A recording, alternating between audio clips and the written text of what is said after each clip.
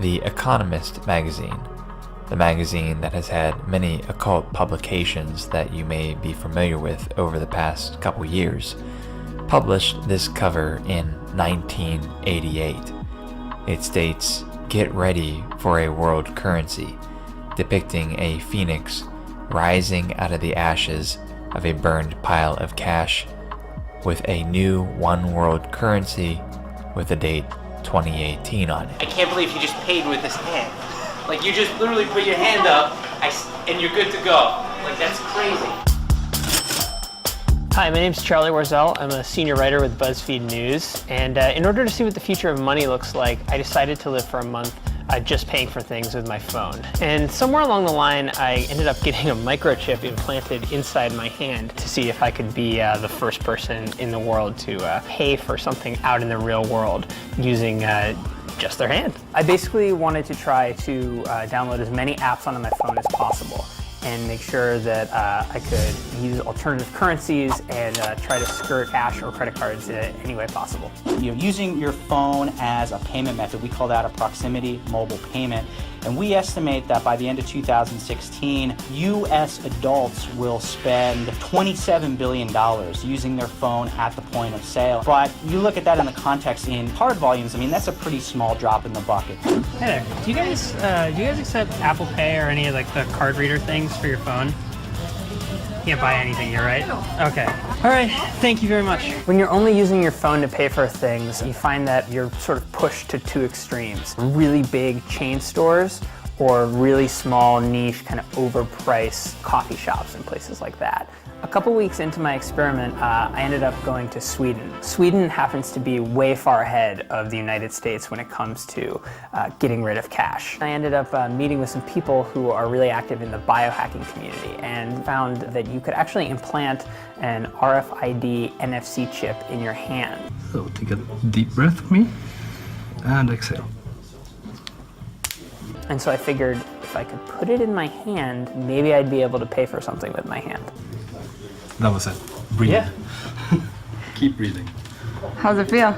It's like pinchy. It definitely hurt like way more than they said it was going to. It looks sort of like a grain of rice or like a pill that's in my hand. I think the idea of using a microchip implant in one's hand to be able to make a payment, I do question the mainstream application of it, but I really think there might be other ways where that might come to fruition, not necessarily through like a surgical implant, but through other kind of integrations with the body. So once everything healed, I decided that I needed to start focusing on how to make this chip work. And I really wanted to become the first person to ever pay for a meal at a restaurant with their hand.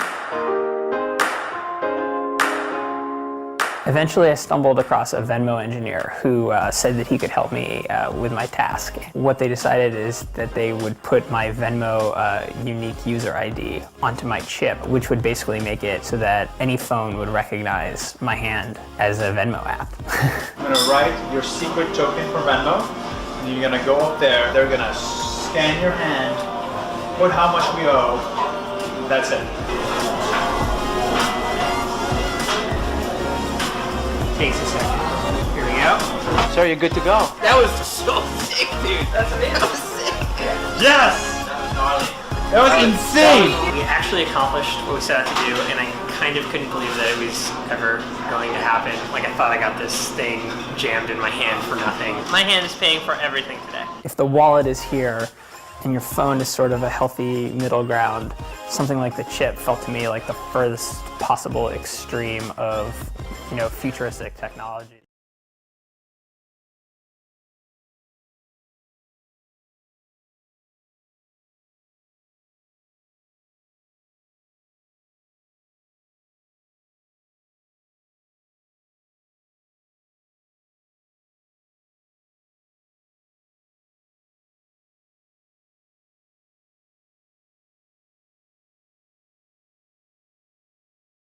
I am here with Bill Gates. We know him from Microsoft. We now know him for the Bill and Melinda Gates Foundation. Bill, it's great to see you.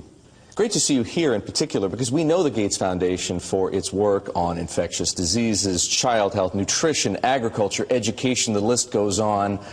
Why does Bill Gates care about finance? Well, it's all about helping the poorest. And one thing they don't have access to is bank accounts. The fee structure, if you have small amounts of money, is just too high. And we got involved in some traditional microlending, but just didn't see how that could scale up and get inexpensive enough. So now we're involved in trying to make sure we get a very efficient digital payment structure set up for all the poorest in the world to get financial products that work for them. What are you doing? The idea is that typically through the cell phone, you should be able to send money to your relatives. You should be able to track the money that's coming in, set aside money to buy seeds the next year. And there are countries where this is beginning to take off. Kenya, Bangladesh, even Somalia, maybe the last country you'd suspect, up in Somaliland, almost half of the GDP is done digitally. I don't need to tell you that the poor have been unbanked for as long as there have been banks. Why is this time different? Well, it's really the digital revolution. The poorest have bought cows, stored gold, put currency under their mattress, but they are getting cell phones, and the cell phone capability of identifying who's using the cell phone, letting you look at your spending patterns, that's going to be common sense. People are going to have help and lots of innovative products competing on top of this digital currency platform. So if technology, mobile phones for example, digital money, helps to increase access to financial services at the same time as it lowers the cost of delivery, why is philanthropy needed? Philanthropy should just be here to bootstrap this. There are a lot of regulations in this area, and understanding how those regulations can make the cost of remittances, where you're sending money back to your family in your country of origin, how right now that has about a 5% overhead on it. We think we have a role to make sure that, particularly for the smaller transactions, the regulations don't impose those very high costs. Once this gets going, then we'll step up to the applications and say, okay, what is, how does a savings application help the mother make sure money's focused on the kids? How does it help them stay in school, set money aside for the uniform or for good future planning? Some of what you just described, the need to move money from place to place, the cost of doing so, the overhead, as you put it, makes me think, believe it or not, of Bitcoin, because some people have said, hey, Bitcoin is the answer to those problems. Are you a believer? Well, Bitcoin is exciting because it shows how cheap it can be. Bitcoin is better than currency in that you don't have to be physically in the same place. And of course, for large transactions, currency can get pretty inconvenient. The customers we're talking about aren't trying to be anonymous. They're willing to be known. So the Bitcoin technology is key, and you could add to it, or you could build a similar technology where there's enough attribution that people feel comfortable. This has nothing to do with terrorism or any type of money laundering. What kinds of people or private enterprises right now are helping to solve the same problems you're interested in? Well, in some countries, the mobile companies have been fantastic. In a few other companies, it's been the banks. In some countries, it's a startup company that's neither a bank nor a mobile company. In Bangladesh, the bKash offering runs across any phone, and they've gotten the regulations so that they have a product that we think will get very, very pervasive. So entrepreneurs are there. The enablement this creates, if you want to put in, say, electricity in a city, collecting your bills is one of the reasons why the underspending of infrastructure in these areas is a real thing holding back the economy. You mentioned banks.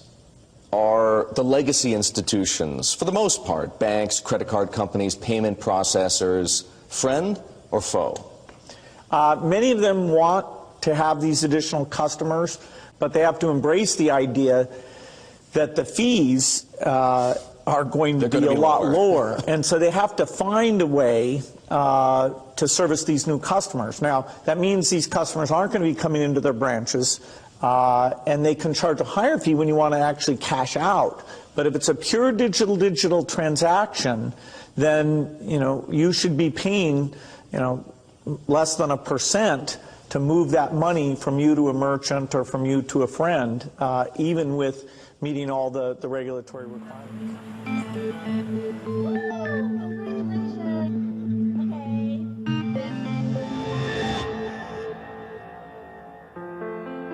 I'm Jay Kang, and this is my life in the Bitcoin bubble.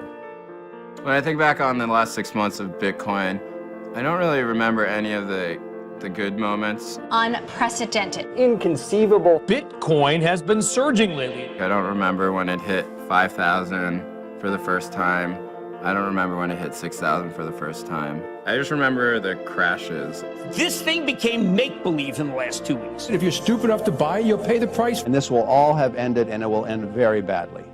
Earlier this summer, I went to a barbecue my friend was having. He came up to me and said, I'm making $500 a day on this Bitcoin thing. $500 a day sounded pretty good to me, and also FOMO in crypto is probably the most powerful emotion I've ever felt about any form of money or gambling. And this is somebody who spent much of his 20s playing poker, trying to play poker for a living. My first investment was for about $4,000. When I started, I would read a lot of forums on Reddit and other places where people who have gotten rich off Bitcoin would talk about the things that they did. If I had stuck to that, I would probably have 2.5 times what I've made now if I had just done that. My wife has asked me not to talk about Bitcoin so much with her. When she met me, every day I went surfing and all I thought about was surfing, and that was a good one because I was in good shape and I guess surfing is cool. As I've grown older, those obsessions have gotten nerdier and worse. At some point I was checking my phone and I think I was up 55% in the first week and a half, and I was like, this is, I'm gonna be rich off of this. And then some news came out of China that people were saying that China was gonna ban Bitcoin and ICOs and other forms of cryptocurrency. Bitcoin crashed and went down about 40%. And I decided that to sort of deal with the losses that I was taking, that I would take about 3 Bitcoin at the time and bet it all in a Bitcoin casino on a soccer game between 2 teams that I had never seen play.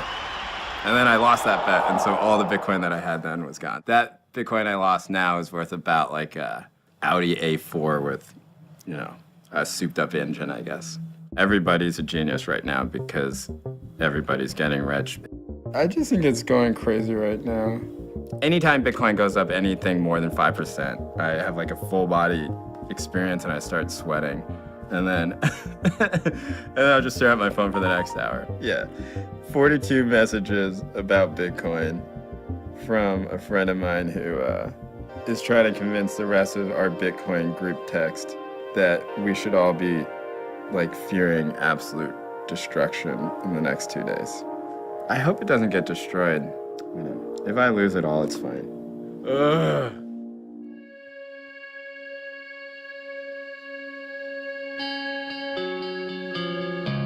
Be strong in the Lord and in his mighty power. Put on the full armor of God so that you can take your stand against the devil's schemes. For our struggle is not against flesh and blood, but against the rulers, against the authorities, against the powers of this dark world, and against the spiritual forces of evil in the heavenly realms. Therefore, put on the full armor of God, so that when the day of evil comes, you may be able to stand your ground. And after you have done everything, to stand firm then, with the belt of truth buckled around your waist, with the breastplate of righteousness in place, and with your feet fitted with the readiness that comes from the gospel of peace. In addition to all this, take up the shield of faith, with which you can extinguish all the flaming arrows of the evil one. Take the helmet of salvation and the sword of the Spirit, which is the word of God. and pray in the Spirit on all occasions, with all kinds of prayers and requests. With this in mind, be alert, and always keep on praying for all the Lord's people.